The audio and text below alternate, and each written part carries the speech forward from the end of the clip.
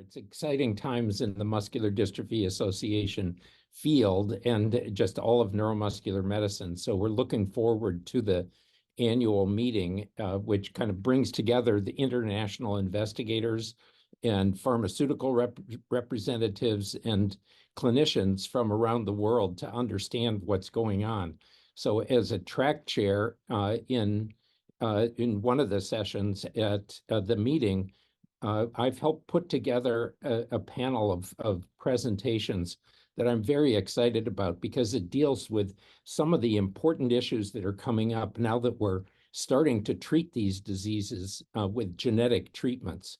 That raises a number of different practical and ethical concerns about how best to treat patients now that we have these powerful but extremely expensive treatments available to finally control diseases like Duchenne muscular dystrophy and ALS and spinal muscular atrophy with other treatments in the pipeline. So it's a really exciting time, and I think we need to be learning everything we can from our experience over the last year as we move into the exciting developments of the upcoming year.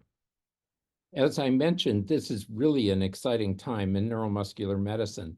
For the past 40 or so years, neuromuscular medicine has been at the forefront of developing and identifying new genetic causes of nerve and muscle disorders.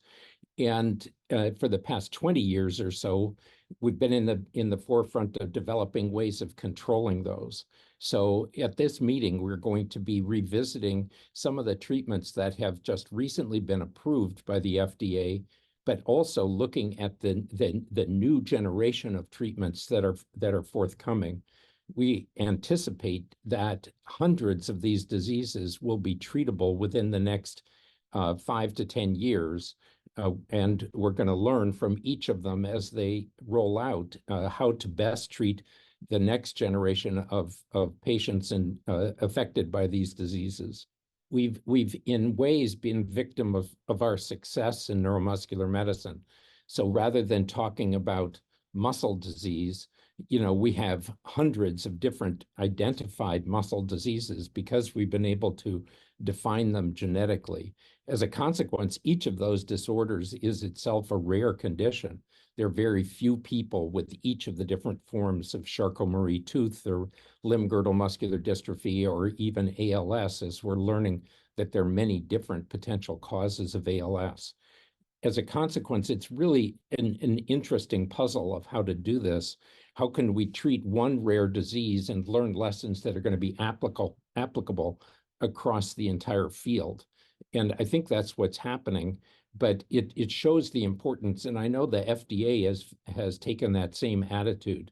So Peter Marks at the CBER, at the biological portion of the FDA, has really prioritized the importance of rare diseases, because if we can really figure out how to treat rare diseases effectively, that's going to have implications for all disease going forward. I think one of the important things that the MDA has always emphasized is the importance of bringing together clinical care, clinical research, and translational and basic research. And I think that that's really going to be at the forefront of this meeting as we're trying to understand how to deliver these genetic treatments effectively and safely to the population. So we have a whole tract designed and developed for genetic treatments so that we can really learn how to do those most appropriately and safely for this population. Again, learning lessons that are going to be applicable across neurology.